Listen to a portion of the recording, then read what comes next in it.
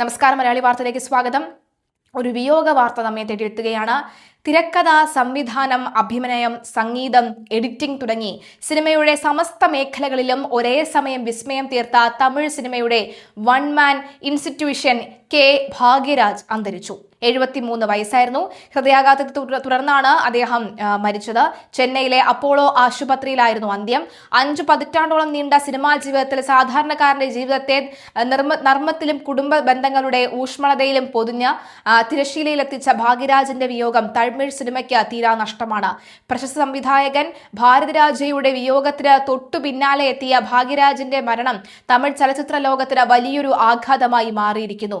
5 പതിറ്റാണ്ടോളം നീണ്ടുനിന്ന തന്റെ സിനിമാ ജീവിതത്തിൽ ഹാസ്യം, കുടുംബ ബന്ധങ്ങൾ, പ്രണയം, സാമൂഹിക പ്രസക്തിയുള്ള വിഷയങ്ങൾ എന്നിവ കോർത്തിണക്കുന്നതിൽ വൈദഗ്ധ്യം പുലർത്തിയിരുന്ന ആളാണ്. മധ്യവർഗ ജീവിതത്തെയും അവരുടെ ദൈനംദിന പ്രശ്നങ്ങളെയും ലളിതമായും എന്നാൽ രസകരമായും അവതരിപ്പിക്കുന്നതായിരുന്നു രീതി. ബുദ്ധിപരമായ തിരക്കഥകളും അവിസ്മരണീയമായ സംഭാഷണങ്ങളും സിനിമകളെ ജനപ്രിയമാക്കി മാറ്റി. അഭിനയരംഗത്തും തന്റേതായ വ്യക്തിമുദ്ര പതിപ്പിച്ച അദ്ദേഹം സാധാരണക്കാരനായ ഒരു നായക സങ്കല്പത്തെയാണ് വെള്ളിത്തിരയിൽ പൊളിച്ചെഴുതിയത്. പ്രശസ്ത നടിയും മലയാളിയുമായ പൂർണിമ ജയറാമാണ് അദ്ദേഹത്തിന്റെ ഭാര്യ. തമിഴ് നടൻ ശന്തനു ഭാഗ്യരാജും ശരണ്യ ഭാഗ്യരാജും മക്കളാണ്.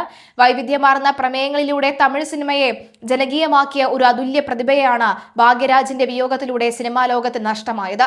തമിഴ് സിനിമയിലെ സുവർണ കാലഘട്ടത്തിന് അടിത്തറ പാകിയ സംവിധായകൻ ഭാരതിരാജയുടെ സഹായിയായാണ് ഭാഗ്യരാജ് സിനിമയിലേക്ക് കടന്നുവരുന്നത്. 1977 ഭാരതിരാജയുടെ 16 വയതിനിലെ എന്ന ചിത്രത്തിൽ ചെറിയൊരു വേഷത്തിൽ തുടങ്ങി സ്വന്തമായി സിനിമകൾ സംവിധാനം ചെയ്യുന്ന തലത്തിലേക്ക് അദ്ദേഹം വളർന്നു.